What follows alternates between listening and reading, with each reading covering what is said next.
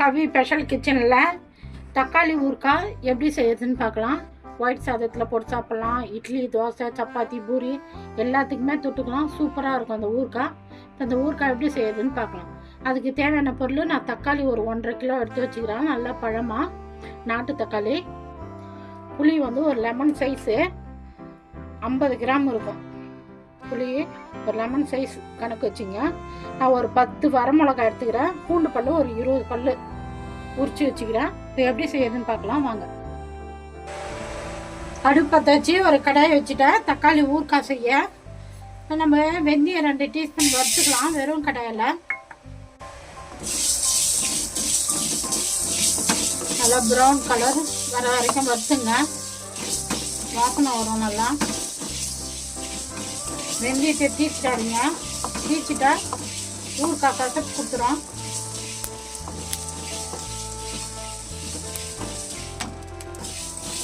பொரிஞ்சிச்சு. இப்போ நம்ம எடுத்துக்கலாம்.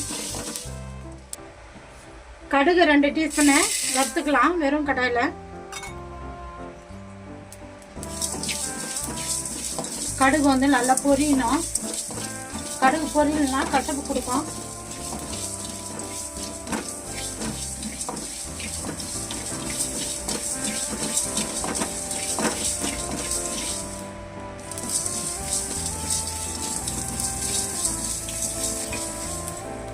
பொரிஞ்சிச்சு. இப்போ நம்ம கடுகு எடுத்துக்கலாம்.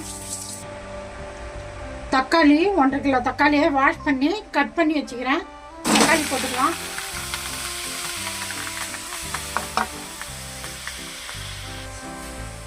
நல்லெண்ணெய் ஒரு 3 டீஸ்பூன் ஊற்றிங்க. அடி பிடிக்காம இருக்கும். தக்காளி வதக்கிக்கலாம். நார்லாம் எடுத்துட்டு கொட்டெல்லாம் எடுத்துட்டு புளி எடுத்து வச்சுக்கிற புளி இதில் போட்டுக்கலாம். தக்காளி கூட வேகணும். புளி, வரமிளகாவும் இதில் போட்டுக்கலாம். பூண்டு பல்லு இதில் போட்டுக்கலாம். அடி பிடிக்காம கிண்டி விட்டுனே இருங்க. தக்காளியிலேருந்து தண்ணி வெளியே விடும். விட்டு ஒரு தக்காளி ஒரு 10 நிமிஷம் வேகும். நம்ம எடுத்துடலாம். சின்ன ஜாரில் வெந்தயமும் கடுகும் நம்ம வறுத்தது போட்டு வச்சுக்கிறேன். இதே பவுட்ரு பண்ணிக்கலாம். நல்லா நைஸாக பவுட்ரு பண்ணணும். தக்காளி வேகிறதுக்குள்ள நம்ம இதை பவுட்ரு பண்ணிக்கலாம். தக்காளி இந்த அளவுக்கு வெந்தது போதும். நம்ம இப்போ இதை இறக்கலாம். இது சூடு ஆகின பிறகு நம்ம மிக்சியில் போட்டு அரைச்சிக்கலாம். இந்த ஊறுகாவுக்கு தகுந்த மாதிரி உப்பு போட்டுடலாம். இப்போ இறக்கி வச்சுட்டு சூடு ஆற வச்சுட்டு தான் நம்ம அரைக்க முடியும் மிக்சி ஜாரில். தக்காளி ஊறுகாய் செய்ய நம்ம தக்காளியை வேக வச்சோம். தக்காளி சூடு ஆற வச்சோம். நல்லா ஆறிடுச்சு. இப்போ மிக்சி ஜாரில் தக்காளி எடுத்து போட்டு தண்ணி ஊற்றக்கூடாது. தண்ணி ஊற்றாமல் நல்லா பேஸ்ட்டாக அரைச்சின்னு வந்துடலாம். நல்லா நைஸாக அரைக்கணும்.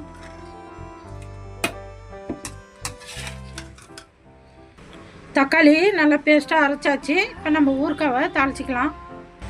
ஊறுகாய் தாளிக்க தக்காளி வதக்கின கடாயவே நம்ம வச்சுக்கலாம்.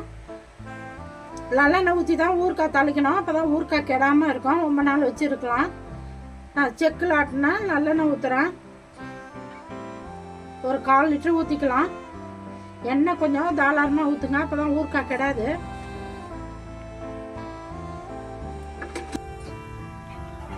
எண்ணெய் நல்லா காஞ்சிட்ட பிறகு கடுகு ஒரு 2 டீஸ்பூன் போட்டுக்கலாம். ஊறுகாய் தாளிக்க உளுத்தம்பருப்பு கலந்த கடுகு,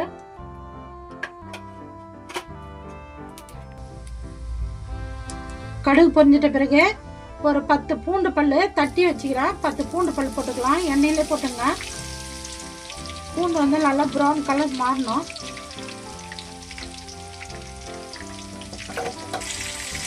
கட்டி பெருங்காயம் ஒரு 1/2 டீஸ்பூன் போட்டுக்கிறேன்.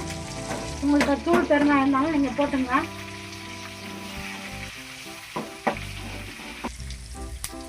பூண்டெல்லாம் இந்த மாதிரி ப்ரௌன் கலர் மாறின பிறகு நம்ம அரைச்சி வச்சுக்கிற ஊறுகாவை போட்டுக்கலாம். தக்காளி பேஸ்ட்டை தண்ணி ஊற்றாமல் அரைக்கணும். தண்ணியே காட்டக்கூடாது.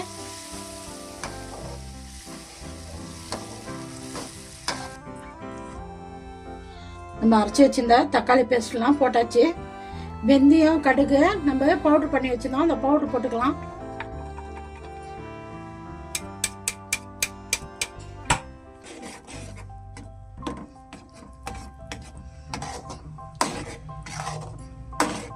இந்த டைமில் நம்ம போட்ட உப்பு பத்தலைன்னா நீங்கள் உப்பு போட்டுங்க. நான் போட்ட உப்பு கரெக்டாக இருக்குது, அதனால் நான் உப்பு போடல.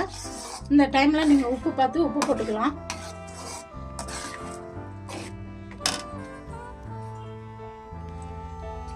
தனி மிளகாத்தூள் ஒரு டீஸ்பூன் போட்டுக்கலாம்.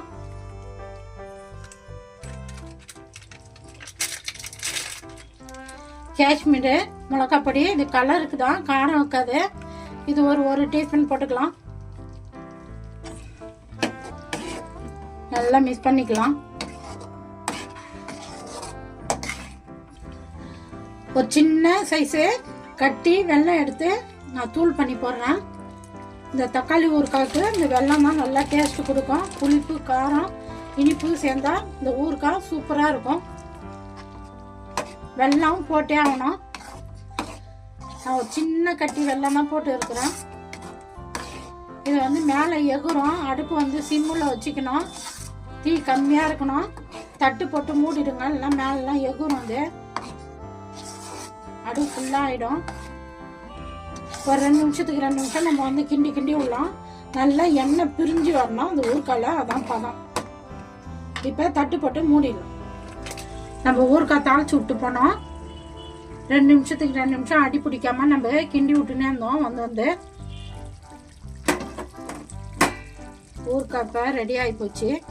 எண்ணெய் பிரிஞ்சு வந்துக்கிட்டு பாருங்க, இதான் பதம். நம்ம போட்ட உப்பு காரம் எல்லாம் திட்டமாக இருக்கு. தட்டு போட்டு மூடிடணும், இல்லைன்னா எகிர்னே இருக்கும். அடு ஃபுல்லாக ஆகிடும், மேலாம் எகிரும். அதனால் நீங்கள் வந்து 2 நிமிஷத்துக்கு 2 நிமிஷம் கிண்டி விடணும் அடி பிடிக்காம. நான் அந்த மாதிரி தான் கிண்டி விட்டேன். வந்து எண்ணெய் பிரிஞ்சு வந்துச்சு, இதான் பதம், ஊறுகாய் பதம். இப்போ நம்ம இறக்கிடலாம். ரெடி ஆகி போச்சு. கவி ஸ்பெஷல் கிச்சனில் இன்றைக்கி தக்காளி ஊறுகாய் எப்படி செய்யுதுன்னு பார்த்தோம். ஈஸியான மெத்தடு. இது செஞ்சு வச்சிங்கன்னா பேஷன்லாம் ஈஸியாக இருக்கும். இது வந்து இட்லி, தோசைக்கு, பூரிக்கு, சப்பாத்திக்கெலாம் தொட்டுக்கலாம். இந்த ஊறுகாவை சூப்பராக இருக்கும்.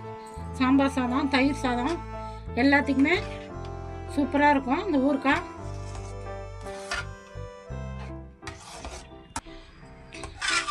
நான் எப்படி செஞ்சேனோ அந்தமாரி செஞ்சு பார்த்துட்டு எப்படி இதுன்னு சொல்லுங்கள்.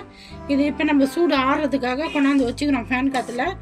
சூடு ஆறின பிறகு நம்ம இந்தமாரி பாட்டிலில் போட்டு வச்சுக்கலாம். போட்டு வச்சிக்கின்னு 1 மாதம் வரைக்கும் இதை யூஸ் பண்ணிக்கலாம். அந்த ஊறுகாவை ஃப்ரிட்ஜில் வச்சு 1 மாதம் வரைக்கும் நீங்கள் யூஸ் பண்ணிக்கலாம். வெளியில் வச்சா 2 வாரம் யூஸ் பண்ணலாம்.